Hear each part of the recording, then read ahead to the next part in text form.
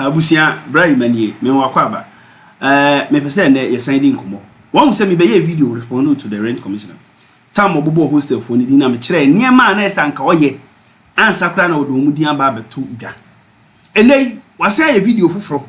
Follow up to that video no after threatening niema bebre say ono mbeko boot no. Also on January 1st o meet hostel owners ni na. But I believe say that is also a very wrong move. Ena oye no. It's also a very wrong move. Up to now, Jumadie Pam Maranation in Sase Onyano. Onya and I obey you. Opeso de Marana tour, nor the Maranation in some non why the ope. But some of us will not allow this man intimidate property owners. Because yeah, say on our hind dine, say dine see ya fo. Anka, Unyana City.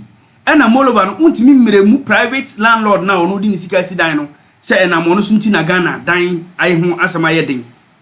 The scarcity of diner apushi demand amana sene supply na enti amaye hu ne yehu nei no. Enye obi odni sika hye mo asi dan na nemfonso. So obi anya sika na obo anu di sisi dan ni bia nka dan na bu. Enti nka se de enema sitie na nka dan bo beba fam. Enti maye mbremu nipa na ono di sika hye mo si dan no. Ti se de ono na mfonso ni firi no.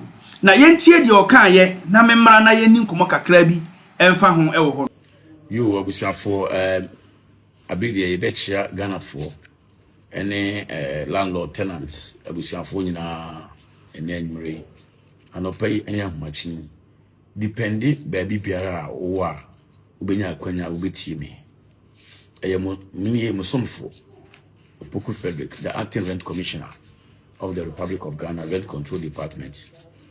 Na abusanfo ene me pese me nemo bekasa kakra na media futuo especially to yabusanfo ni enwanama omoye hostel operators ye di kan em say ebre bia atwam encheye through the petition of nooks no minya akwanya any rent control department leadership visited one or two or few hostels. Unfortunately, what I found, was not too good. Be as it may, I am of the belief saying any part. So at a point in time, we need to put ourselves together and engage. It is for this reason that Mesa Akase, Nami Haduma, on the 1st of July, a year, Ukude Day anyway, Yeni all hostels operators in the country, Ebeshia. Those who are too far from us can join us on social media and they can be involved and ask any questions that they want to ask. Abusiafo video ni akwhwa but I still feel say this approach too is very wrong. This approach is very wrong. Mama chiro dey tia make say this approach is very wrong. Rent control na da hosa no enye institution bia keke o. Eye institution bia ya hyeda akunchire mra from 1963, 1986.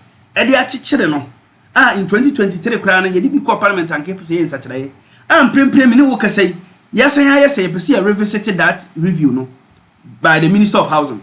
And rent control nya institution bia yedi wona pe make decision eye niema emra eda ho na emra no medican aka se emra no kire se obi be ye complainer se ye landlord se ye tenant rent control department o krokro na ye complain wo mu no ye ko sa premises ho na wona koye investigation na obeye no obi a obeye assessment because mostly no ya de ha wona ba pa titru a na ye gina di komoyi hostel ne bo na hostel owners ne person o student no enti say hostel owners ne bo na o gina se ne bo ye dia only when the rent assessment is done.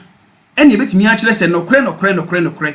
Ya shika niam ni nyina bom a hostel ne boye de ampa. Na say NSSA hostel ne che. You see the assessment no actually boa is hostel ne che. Up to now, rent commissioner ntimi make an say and say hostel we ya call ya wo matum ko 10,000 no. Ese so omoji 2,000 and ese so omoji 100 cedis. And it's all free hostel no the whole Ghana say mu share mo kaden. Obi a me complain amount. Emrane say your investigation na per evidence actually say nipa ni bu mra so ampa. So when your evidence ni via e ho na obetimi atu anamon.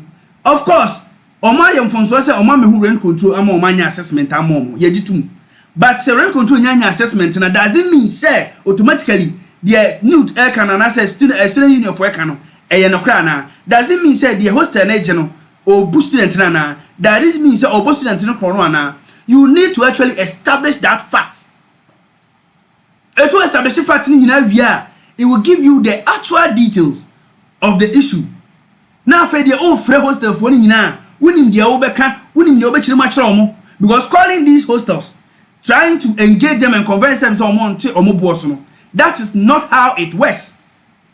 Because hostel no bona wa bono until say ubetinya prove otherwise say obu student no ufre na jidai. What evidence have you done? What assessment have you done? And moreover no a hostel nyina anji sika ba ko hostel nyina ni baabi ba ko if you hostel at the same place there is the need for you to do individual assessment for each hostel. It's rent control where Duma say and Kobeko hostel by hostel, region by region, institution by institution.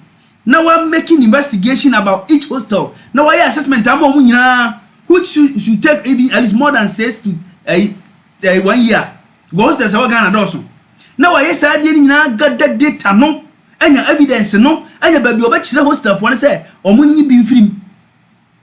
But without doing that, Naka say be free hostel. I may say papa we own. A strategy no issue no a PR na oye because some few years ago on no papa pro ye betna internet so time na oye adwuma tenant union me bobo sa video no e ka say rent control is one of the useless organizations yengu no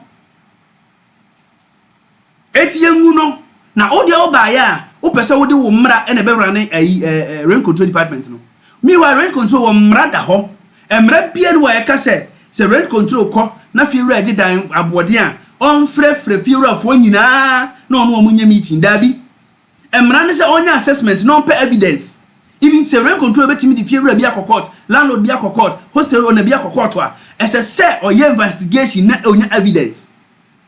What prevent this rent commissioner from doing that work? Dientina ope media so tenasa dientina social media ye ne desa it because say eno na ye ne dwumadia na odi e wo tenant no ete bia baka se meboa de meka no ntro na mitwa na mitwa ntro ato papa ne so ma me ne wonko na me hwehwe video we ma me mpa video na me monkyerɛw na wo se me ntwa ntro nto papa we so da muntie de okan. And I met Mr. Kosu number at that time and there's all control system. The Ghana Tenant Union have called for rent control to be scrapped because it has clearly proved that they are incompetent, inefficient, and for the matter, their existence is a waste of the public purse. Why? I'm coming. You know, rent control or the Rent Act, as he clearly mentioned, that if they demand, that's where the problem is. Is that right? According to him, that's what the law says. Now, my brother, this country, one very important thing we should all acknowledge is the scarcity and the shortage of what? The housing supply. Units, right? And that has necessarily caused. What we say? Only rent control for share, Sad time no a tenant union executive member no. And I'm common quiet to say rent control ni no kire say mra say landlord ni kwan so demanding. And say landlord and demanding na say tenant tia landlord nya mfonso nti the one mra ni sitie no entimi ma rent control for entimi nchichire landlord and nchichire tenant say chinchine twan. Papa we ka say mra ben e na owie ye odi building scarcity ebe ye explanation that time otomra no totwene. One year to say a rent control for Isumra. And nothing I know by on person Isumrano. And nothing I person no inventing a loss and then the authority nor the Jumadiero. But I believe say Mra Ghana and I'm running Gusuyagma. And so this man cannot fabricate any new law until Parliament I review rent laws no I'm making new changes woman or no to me for and making society. It's here trying to say we could damage no person hostel owners for yen. On suspending on your assessment, my hostel beer near who boys say hostel beer than a budget. And son of your free meeting, no what to unfortunate with the SS or more assessment in our rent control in a year. That is how the thing to work. Because all friendly Panama meeting, when you're an assessment man, which a man says, oh, yeah.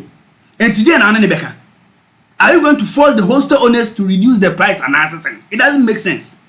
I believe say papa no or pay more like social media than say ordinary officer ye adwuma no or making sure say people officers no wa to magum ye adwuma no. Ade bia o kan me come see you to know papa we mudi na cha or ye mkrokro the don. He is trying to please tenants because any dwuma as an former executive member of tenant union. Na dey me come say president mama etie papa we nye papa e so de ne ba begina tenant landlord ntam because our tenant afa. And we have a lot of videos and evidence. Ebi na mabo me video no. So we will not sit down for somebody who has been tenant before. Bia make say onye landlord crowd on sit down for behind that to come and tarnish the image of landlord. Now on met now mo konso.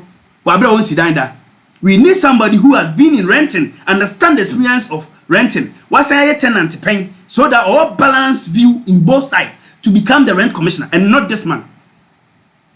For mesre say we a hostel owner. Of course, we a committee now some umbrano. But mon kai hu say mo kono ka se mon temo bo so a ma mon so until the rent control department have done the needful, that is coming to do assessment. And now no my life I will be posting those videos. My chira onyema peto ho said the bear rent control bar. Now okasa oba be assessment a wo betimi e de information ama no na wa ye assessment a e ye fair e de ama na onsisiu. Meda se media ni bra yima follow me na like video yi na yenko yanim.